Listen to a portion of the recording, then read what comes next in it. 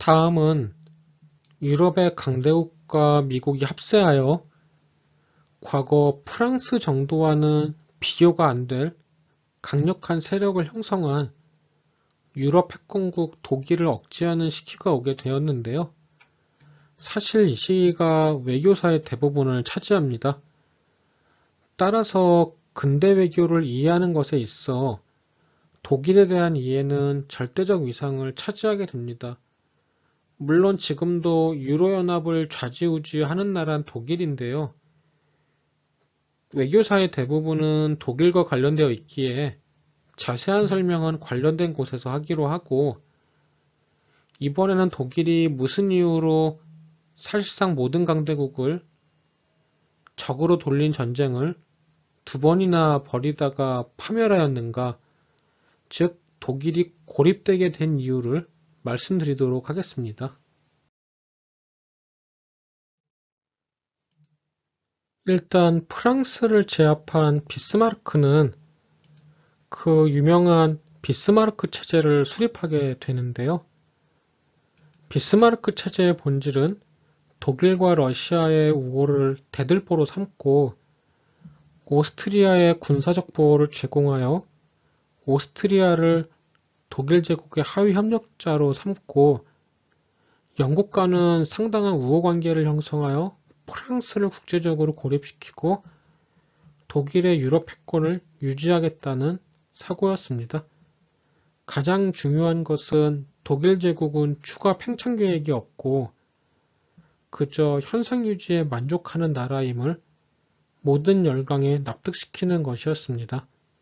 그러나 비스마르크 체제는 오래 갈 수는 없었는데요. 이는 독일 제국의 기반이 프로이센 융커이기 때문이었습니다.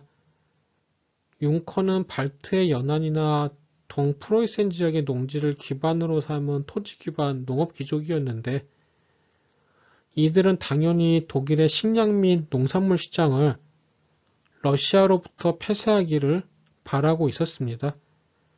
그러나 그 시절 러시아의 최고 수출품은 밀이었기에 독일과 러시아의 우호관계 발전에는 근본적인 한계가 설정됩니다. 그러나 무엇보다도 비스마르크 체제라는 것은 나폴레옹 전쟁 이후에 형성된 빈 체제와 달리 4대 강대국이 연합하여 프랑스를 찍어 누르는 것이 아니라 독일 제국 한나라의 힘으로 프랑스를 억압하는 체제에 불과하였기에 지속성에 큰 한계가 있었는데요.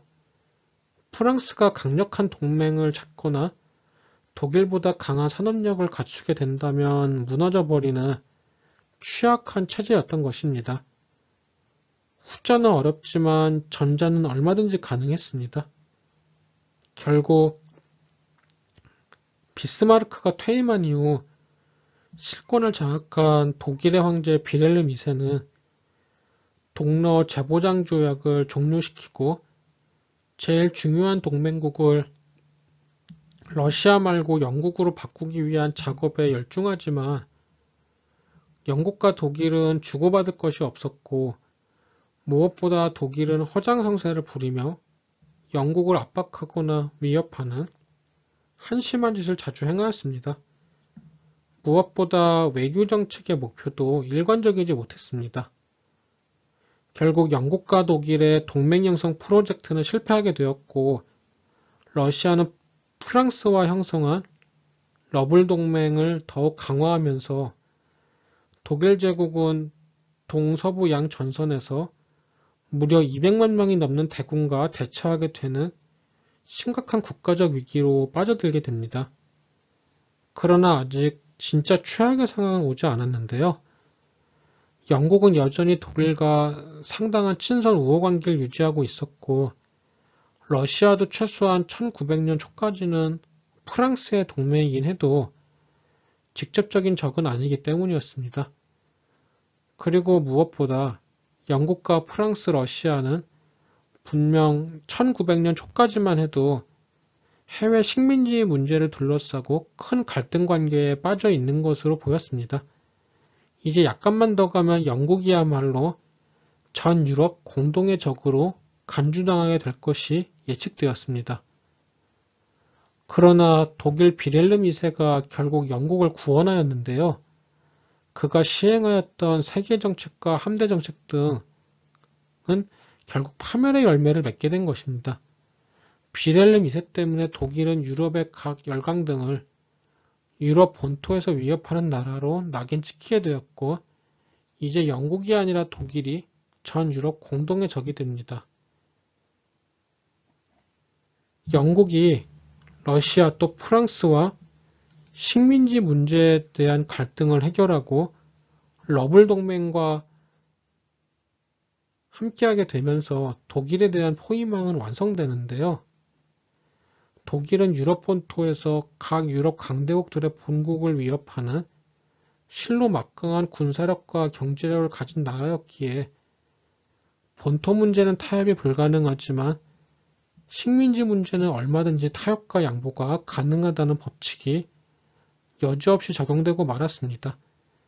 독일과 프랑스는 알제스 로렌 문제로 인해 화해 협력이 결국 불가능해졌고, 독일이 함대법을 제정하여 최근에 양성한 대규모 함대가 영국의 본토 수역을 위협할 수 있는 실력을 갖추게 되면서 영국에게도 최고의 잠재 위협으로 찍히게 되었습니다. 러블 동맹이 독일과의 협력보다 더 큰 이익을 보상해준다는 사실을 여러 번 체험하였고, 독일의 막강한 육군을 두려워하던 러시아는 러일 전쟁 이후 거의 파산에 이른 재정 문제를 해결하기 위해 러블 동맹을 철저히 사수하며 프랑스에 밀착하였습니다. 결국 영국과 프랑스 또 러시아라는 세계 강대국 사이에서는 삼국 협상이 성립되어 독일을 압박하게 됩니다. 결국 독일은 세계의 모든 열강을 다 적으로 돌린 상태, 즉 아인크라이 중에 걸러든 상태에서 제1차 세계대전을 치르게 되는 운명을 겪게 됩니다. 더 자세한 설명은 추후 관련되는 장에서 상세히 해드리겠습니다. 들어주셔서 감사합니다. 구독과 좋아요는 저에게 큰 힘이 됩니다. 감사합니다.